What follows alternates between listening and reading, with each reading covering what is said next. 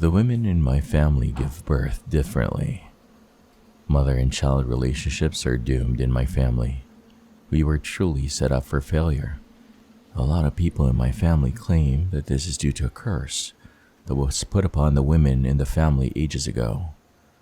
No one can decide on the reason for the curse, which I guess is not of utmost importance now anyway. Many women have taken extreme steps to avoid becoming pregnant, and some have even run away from the land, never to be seen again.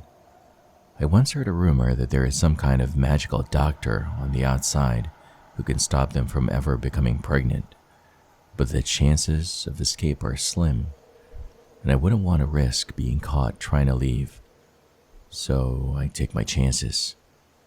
My own mother hates me. She only talks to me if absolutely necessary, and spends most of her time locked up in the downstairs bedroom. I have no idea what she does in there.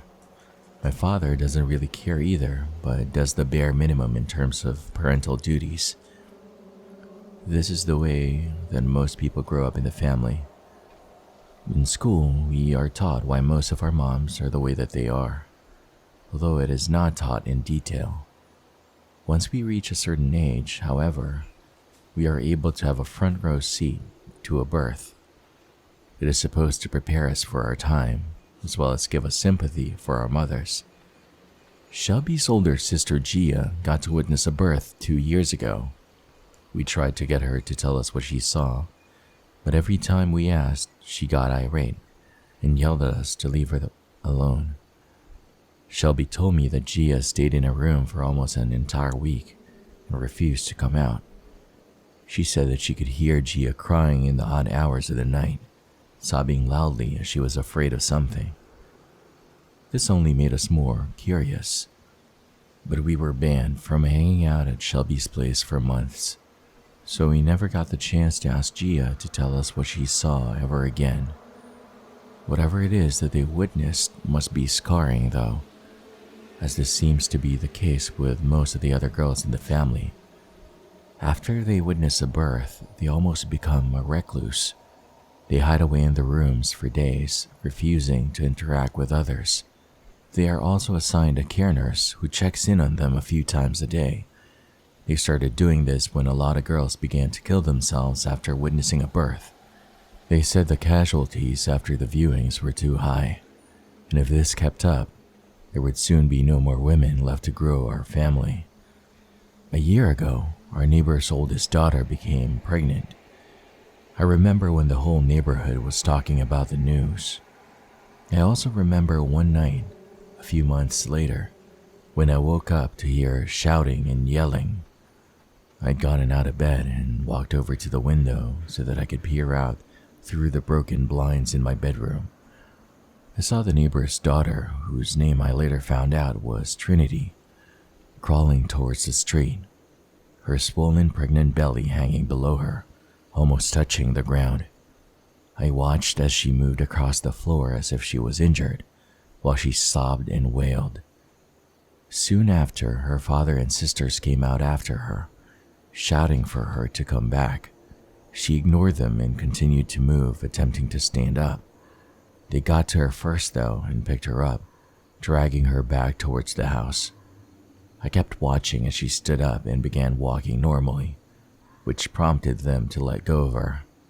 As soon as they did, she fell forward, holding her arms behind her, and landed directly on her stomach.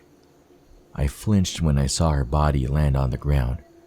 I swear that I could almost hear the sound of crunching bones and organs when she fell, and a wave of nausea hit me as I watched her lay there on the floor. Her sisters and father stood there in shock until one of them shouted for another to call a doctor.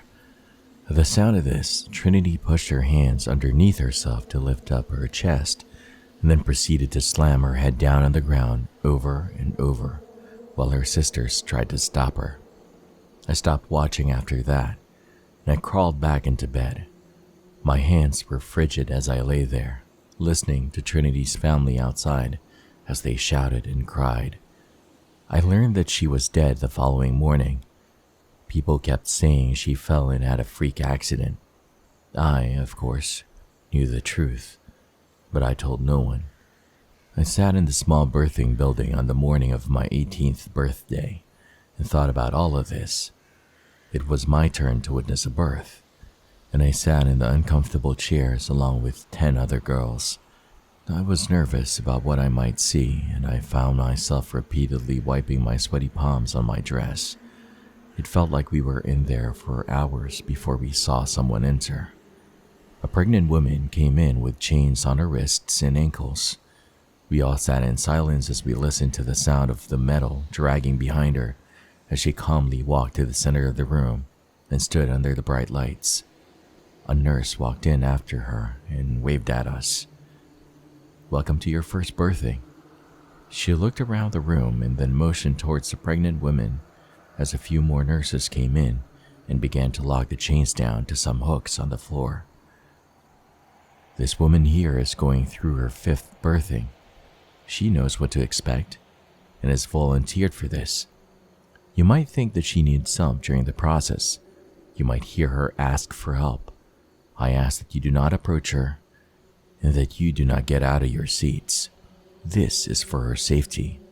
This is a painful process and a lot can happen, but I need you all to trust that we know what we are doing and everything will be fine. Understood?" We all nodded and a few girls verbally acknowledged their understanding. "All right then. You are about to witness the most miraculous part of life." Right on cue, the pregnant woman began to growl. It was a low, animalistic sound, a sound that I had never heard another human make before. We watched as this went on for a few minutes while the nurses circled her, making sure she was okay. After a while, she hunched over, her blonde hair falling over her face as she continued to make sounds. She began to convulse a bit, her shoulders moving up and down, slowly at first, but then faster and faster. I started to get nervous, but I couldn't look away. All of a sudden, the woman threw her head back and screamed. It was high-pitched and shrill, and I felt like it was going to burst my eardrums. I winced as she kept screaming. Then, her mouth began to expand. It looked like her jaw was unhinged, and her mouth hung open abnormally wide as she kept screaming. A few seconds later, her screams became muffled, and she sounded like she was being choked or gagged. That's when I saw it. There was something inside her, and it was clawing its way out. We watched as something could be seen emerging from her throat. It was black and scaly, and it reached a hand out and grabbed onto her shoulder as it pushed its way out of her mouth. Next came the head, which was twisted around at the neck as it pushed out. It straightened back up once it was fully out and turned to look at us. It had no face, no features at all, and yet somehow I could feel it looking at us. I looked around at the other girls and noticed that most of them had stopped watching. I couldn't bring myself to stop looking, though, so I turned back around to face the woman giving birth. The thing was almost all the way out of her at that point, and it finally came out with a sickening plop as it fell to the floor. It stood on its 2 back legs, using its arms to support itself, kind of like how a gorilla would stand. I watched as the woman let out one more croak before she fell backward onto the floor. The thing that came out of her stumbled around, leaving a trail of brown goo as it moved. It scanned the crowd as if it was memorizing our faces, and I felt my palms begin to sweat. After a few minutes, it stood upright and let out the loudest roar that I had ever heard, before it fell to the ground and began violently convulsing. We watched as it twitched around the floor for a while before it began to spasm even more, jumping a few feet into the air before falling back to the ground. It did that a few times, and I began to notice it shrinking each time it shot up into the air. After a while, it wiggled around and the skin changed from black scales to normal human skin. Then the arms and legs shortened until they were small and the body and head followed. Finally, it was done, and we stood up to look at it. It was now a regular baby. A nurse approached it and picked up the baby, wrapping it in a blanket, and walked it over to us. She handed it off to one of the girls, and they began to pass the baby around. When it was my turn, I took the baby from the girl next to me and stared at it. It looked up at me with the darkest eyes I'd ever seen. The baby's face was blank, with no emotion, no joy, no tears, nothing. I stared at it a bit longer, wondering how this came from the creature that we had just seen minutes ago. While I thought about this, trying to comprehend the horror I had witnessed, I couldn't help but hear a small voice in my head commenting on how it was the cutest baby I'd ever seen.